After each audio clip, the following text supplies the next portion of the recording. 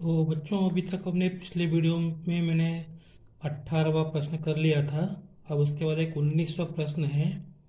तो इसमें अपने को दो समीकरण दिए हैं। इसमें आप क्या देख रहे हो, अपने को के का मान निकालना है और हमको दिया है एक समीकरण ये, एक समीकरण ये। इन दोनों का कोई हल नहीं है, ऐसा यहाँ पे लिखा है। दोनों समीकरणों का कोई हल नहीं है। तो हमें के किस मान, मतलब के का मान निकालना है सीधा। तो यहाँ पे हमको वो वाला प्रतिबंध लेना है जिसमें कोई हल नहीं होता। तो देखते हैं अपन कैसे करना है इसको।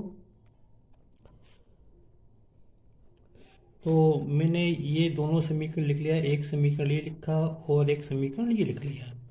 अब कोई हल नहीं है के लिए प्रतिबंध क्या होता है, a1/a2 बराबर b1/b2 बराबर नहीं c1/c2। तो अब यहाँ पे a1 b1 c1 कहाँ से मिलेंगे, यहाँ से। ये a1 है, ये b1 यहाँ से मिलेगा c1। a2 b2 c2 यहाँ से होंगे a2 b2 c2। तो a1 का मान 3, b1 का मान 1 मिलेगा, c1 का मान 1। तो ये यहाँ पे मैंने a1 b1 c1 के मान लिख दिए। फिर उसके नीचे a2, ये b2, ये c2, ये मान रख दिए मैंने यहाँ पे। अब यहाँ पे ये बात सोचने की, हमको तीनों अनुपात में k का मान दिया है। तो कौन सा अनुपात लेना है, तो बच्चों अपने को पहले ये दोनों अनुपात लेना है। देखो ठीक है। तो अपन ने ये दोनों अनुपात ले लिए, 3/2 k-1 बराबर 1/k-1। यहाँ पे शायद ये ये कुछ भी नहीं है। तो 1/k-, इसको हल किया, कैची गुणा किया, इसका गुणा इसमें किया, तो एक का गुणा करेंगे तो वही कोई 2k-1 आएगा, ये लिख दिया। 3 का गुणा इन दोनों में किया तो 3k-3 ये लिखा। बीच में हमको बराबर जरूर लगाना है। अब इसके बाद के वाले पद एक तरफ ले आओ, ये 2 के इधर ले आया तो प्लस के थे तो माइनस के हो गए, ये 3 इधर ले गया, माइनस के थे तो प्लस के हो गए। ये माइनस है कैसे कैसे, 3 के में से 2 के गया तो के आएगा, और 3 में से गया 2। तो ये हमारा उत्तर के बराबर 2। अर्थात के बराबर 2 के लिए दिए गए समीकरण युग्म का कोई हल नहीं होगा। ये हमारा उत्तर। अब आपके दिमाग में एक बात हो कि सर हमने इन दोनों को या इन दोनों को क्यों नहीं लिया। तो पहले अपन एक बात समझ ले अच्छी तरह से कि जब a1/a2 बराबर b1/b2 होता है, इसका मतलब ये है कि जो हमको समीकरण दिए हैं उसका अद्वितीय हल तो नहीं हो सकता। अब दो हल हो सकते हैं क्या, या तो अनेक हल हों। इसका क्या मतलब है, या तो अनेक हल हों या कोई हल नहीं हो। तो अनेक हल के लिए क्या शर्त है कि तीसरा अनुपात भी इसके बराबर होना चाहिए, और कोई हल नहीं के लिए क्या होना चाहिए, ये इसके बराबर नहीं होना चाहिए। ठीक है। तो इसलिए अपन ने ये यहाँ पे अपन ने इन दोनों से मान, हमने ये दोनों अनुपात लिए। तो इससे हमको क्या मिला, के बराबर 2। अब आप यहाँ पे के का मान रख के देख लो यहाँ पे, तो आप देखोगे ये दोनों अनुपात बराबर आएंगे, ये अलग आएगा। देखो बच्चों, ये अपने को दो समीकरण दिए हैं, इनको हल करना है। हल करने का मतलब है कि हमको x और y के मान निकालना है।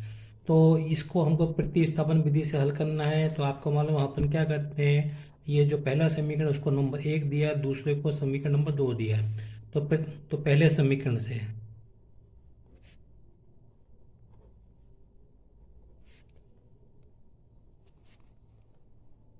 तो ये था बच्चों 21वां प्रश्न ये है।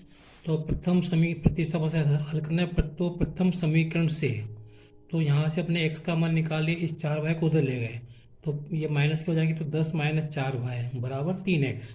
यहाँ से x का मान क्या आएगा, x का मान चाहिए, 3 हटेंगे तो बट्टे में जाएंगे, तो 10 - 4y/3। इसको मैंने लिख दिया समीकरण नंबर 3। अब ये जो समीकरण नंबर 3 आया है, यहाँ से x का मान समीकरण 2 में रखना है। ध्यान रखो कि ये x का मान किस समीकरण से आया है, पहले समीकरण से। ठीक है। तो अब ये जो मान समीकरण 1 से आया, तो अब ये हमको मान समीकरण 2 में रखना है। तो यहाँ पे रखेंगे इसके स्थान पे, तो ये 2 लिखा गुणा। अब ये संख्या दो पदों में, दोस्तों कोष्टक में लिखेंगे 10 - 4y/3, ये कोष्टक में लिखना है, ध्यान रखना। प्लस 2y ऐसे कैसे लिखा है हमने, ये बराबर 2 ऐसे कैसे लिखा है। अब 2 का गुणा इसके अंदर कर दें, इन दोनों में करेंगे, 2 धाम 20, 2 चौका 8/3 ऐसे कैसे, प्लस 2y बराबर 2।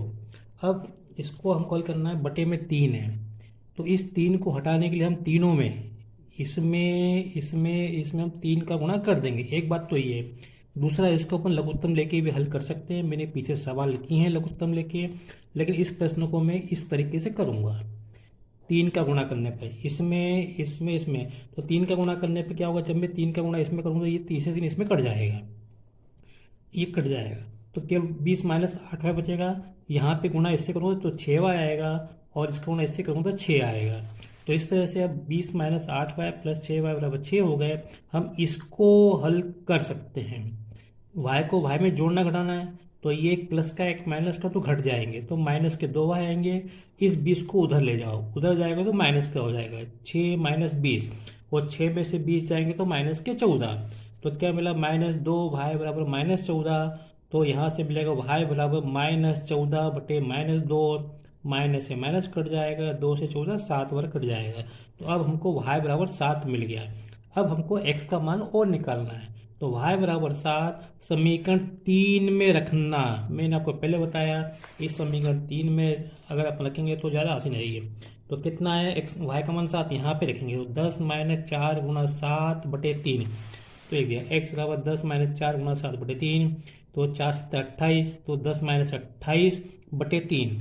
10 में से 28 जाएंगे तो माइनस के 18 आएंगे बटे 3। अब इतना तो बच्चों आना चाहिए कि कहाँ जोड़ना है कहाँ घटाना है। 3 का भाग 18 में देंगे तो 6 बार जाएगा। तो इस तरह से x का मान -6 आएगा और y का मान 7। ये हमारा हल हो गया। अब बच्चों में कुछ वो प्रश्न करता हूँ जो मैंने पीछे छोड़ दिए थे। जैसे 7वां प्रश्न था, दो संख्याओं का अंतर 26 है, एक संख्या दूसरी संख्या की 3 गुनी है, उन्हें ज्ञात करो। तो ये आपको मालूम, ये अपने x और y मान के करते हैं। तो देखो बच्चों, जब भी अपने को प्रश्न में अंतर दिया हो तो इसका मतलब एक संख्या बड़ी है एक संख्या छोटी, क्योंकि ये जो अंतर प्लस का आ रहा है तो इसलिए हमको यहाँ पे छोटी बड़ी संख्या माननी पड़ेगी। तो माना बड़ी संख्या x और छोटी संख्या y। तब अब प्रश्न में क्या दिया है, इन दोनों का अंतर कैसे लिखेंगे, x माइनस वाई, और ये अपने को 26 दिया है। तो ये हमको एक समीकरण मिल गया है। फिर अब उसके बाद दूसरी शर्त देखो, यहाँ से यहाँ तक एक शर्त है और यहाँ से यहाँ तक ये दूसरी शर्त है। एक संख्या दूसरे की 3 गुनी है, तो इसको कैसे लिखेंगे, एक संख्या दूसरी की 3 गुने के बराबर है। मतलब x बराबर x y का 3 गुना है। ठीक है, अब ये 3y इधर ले आओ, इधर आएंगे तो माइनस के हो जाएंगे, इधर बचेगा 0। x माइनस 3y बराबर 0 हो गया। तो ये हो गया समीकरण नंबर 2। अब समीकरण 1 और 2 को हम किसी भी विधि से हल करें, तो मैं इसको विलोपन विधि से हल कर रहा हूँ। तो विलोपन विधि में x माइनस वाई बराबर 26 और x माइनस 3y जो है बराबर 0। ये समीकरण नंबर 1, जैसा कि अपने पहले नंबर दिया था दे दिया। अब देखो क्या होता है, देखो क्या x के गुणांक बराबर है, क्या बिल्कुल है गुणांक बराबर, तो इसलिए अपन x को विलोपित करेंगे। यहाँ पे अपने को किसी संख्या का गुणा करने की जरूरत नहीं है। तो x को विलोपित करने के लिए अपने को घटाना पड़ेगा, क्योंकि इनके चिन्ह क्या है, समान है। तो समीकरण 1 से समीकरण 2 घटाने पर, तो जिसको घटाते हैं उसके चिन्ह क्या होते हैं, बदल जाते हैं। तो यहाँ पे ये x प्लस का है तो माइनस का हो जाएगा, 3y माइनस के तो प्लस के हो जाएंगे, 0 का कोई चिन्ह नहीं होता तो माइनस लिख दिया मैंने। तो अभी x प्लस के हैं, ये माइनस के तो कट जाएंगे, ये y माइनस के 3y प्लस के हो गए तो घट जाएंगे, तो 3y में से बाहर जाएंगे तो प्लस के 2y बचेंगे, और 26 में से 0 घटाएंगे तो 26 आएंगे। तो इस तरह से ये y बराबर क्या आएगा, 26/2, तो 13 आ गया। तो अब हमको x का मान निकालना है, तो y बराबर 13 समीकरण 1 में रखने पर, समीकरण 1 में कहाँ है, हम चाहे तो समीकरण 2 में भी रख सकते हैं। मैं समीकरण 1 में रखा y का मान, तो x माइनस 13 बराबर 26, x माइनस 13 बराबर 26। इस 13 को मैं इधर ले गया तो माइनस का था तो प्लस का हो गया, 26 और 13 39, तो x बराबर 39। तो बड़ी संख्या 39 हो गई, छोटी संख्या y बराबर 13, बस ये 39 लिखा है। तो ये हमारा उत्तर हो गया। तो बच्चों अब ये मैं प्रश्न 10 करने जा रहा हूँ। दो व्यक्तियों की आय का अनुपात 9 और 7 है और उनके खर्चों का अनुपात 4 और 3 है। यदि प्रत्येक व्यक्ति महीने में 2000 रुपये बचा लेता है तो उनकी मासिक आय ज्ञात करो। तो देखो भैया, यहाँ पे दो व्यक्तियों की आय का अनुपात है ना, तो इसको अपन क्या करेंगे, तो आय का अनुपात इसको अपन किसी एक संख्या से गुणा कर देंगे, तो वो संख्या अपन x मान लेंगे, है ना। तो अपने को दोनों की आय मिल जाएगी। एक की आय 9x, तो वो संख्या अपन एक से गुणा किया, तो एक की आय हो जाएगी 9x, दूसरे की 7y। और इसको भी अपन x से ही गुणा करेंगे, तो खर्चों का अनुपात क्या आएगा, इसको अपन y से गुणा करेंगे, x नहीं y से गुणा करेंगे, तो खर्चों का अनुपात क्या आएगा, एक का खर्च आएगा कितना 4y, दूसरे का आएगा 3y। तो अपने को x और y में दो समीकरण चाहिए, तो वो इस तरह से आएंगे। इस प्रश्न में ध्यान देना, गलती नहीं करना है हमको। तो बच्चों मैंने ऐसे लिखा, एक व्यक्ति की आय बटे दूसरे व्यक्ति की आय बराबर 9/7। तो अब आपको मालूम है, जब भी अपन अनुपात के सवाल करते हैं, जैसे अपन ने देखा त्रिभुज के तीनों कोण का के कोण 1:2:3 में है, तो आपको मालूम है अपन क्या करते थे, यहाँ पे अपन x से गुणा करते, तो एक कोण अपन x मान लेते थे, दूसरा कोण 2x, तीसरा कोण 3x, इस तरह से अपन मान लेते थे।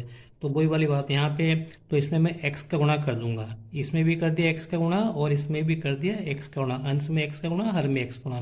तो अब इसका मतलब एक व्यक्ति की आय 9x और दूसरे व्यक्ति की आय क्या हो जाएगी, 7x हो जाएगी। तो इसको मैं यहाँ पे लिख देता हूँ। इसी प्रकार यहाँ पे एक व्यक्ति का खर्च बटे दूसरे व्यक्ति का खर्च क्या दिया आपको, 4:3 में दिया है। तो जैसे हमने यहाँ पे x माना था, ऐसे हमने इसमें मैंने y का गुणा कर दिया। तो अब इसका क्या मतलब, एक व्यक्ति का खर्च 4y, दूसरे व्यक्ति का खर्च मेरे को 3y मिल गया। ध्यान देखो, एक व्यक्ति का आय कितनी है 9x, और उसी व्यक्ति का खर्च कितना है 4y। तो 9x में से वो 4y खर्च कर देता है, तो बचत कितनी होगी 9x - 4y। ठीक है, तो अपने को दिया है कि पहले व्यक्ति की जो बचत है कितनी है 2000 रुपये, इसका मतलब 9x - 4y बराबर 2000।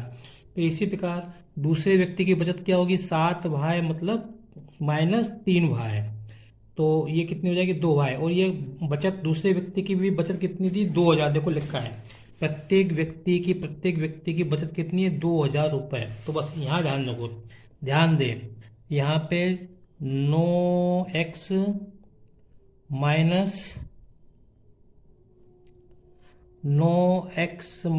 4y बराबर 2000, और इसी प्रकार 7y - 3y बराबर 2000।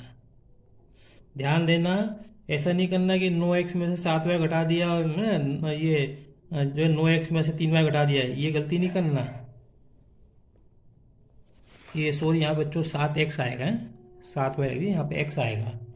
चलो अब देखते हैं, अब क्या करेंगे, यहाँ पे अपन इसको अपने को दो समीकरण मिले, 9x - 4y बराबर 2000, 7x - 3y बराबर 2000। तो अब इसको हल करना है, ये समीकरण नंबर 1 हो गया, ये समीकरण नंबर 2 हो गया। अब कैसे करेंगे बोले, इसको विलोपन से करते हैं। विलोपन से करने के लिए अपने को इनके गुणांक बराबर करने पड़ेंगे, तो मैं y के गुणांक बराबर करूंगा, क्योंकि ये संख्या छोटी है, तो इसके गुणांक बराबर करने के लिए मैं इसमें करूंगा 3 से गुणा। 3 कहाँ से आया, यहाँ से। इस समीकरण में करूंगा मैं 4 का गुणा, 4 कहाँ से, यहाँ से आया। तो इसको अपन विलोपन विधि से हल कर रहे हैं। तो गुणा कर दिया, तो इसमें 3 का गुणा 9 में 27, 3 का गुणा 4 में 12, और 3 का गुणा इसमें करेंगे 6000, 4 का गुणा इसमें करेंगे तो 28 आएगा, 4 का गुणा 3 में करेंगे तो 12 आएगा, यहाँ पे 8000 आएगा। तो 27x - 12y बराबर 3 दूनी 6000। यहाँ पे आएगा 4 7 28, 28x - 12y बराबर 4 दूनी 8000। ठीक है, अब क्या करना, घटा देना है इसको। देखो भाई के गुणांक बराबर हो गए, चिन्ह समान है, तो घटाना पड़ेगा। यहाँ पे लिख दो घटाने पर। तो घटाने पे क्या होगा, चिन्ह बदलाएंगे, ये प्लस के माइनस के, ये माइनस के तो प्लस के हो जाएंगे, ये प्लस के हैं तो ये माइनस के हो जाएंगे, तो ये इससे कट जाएंगे।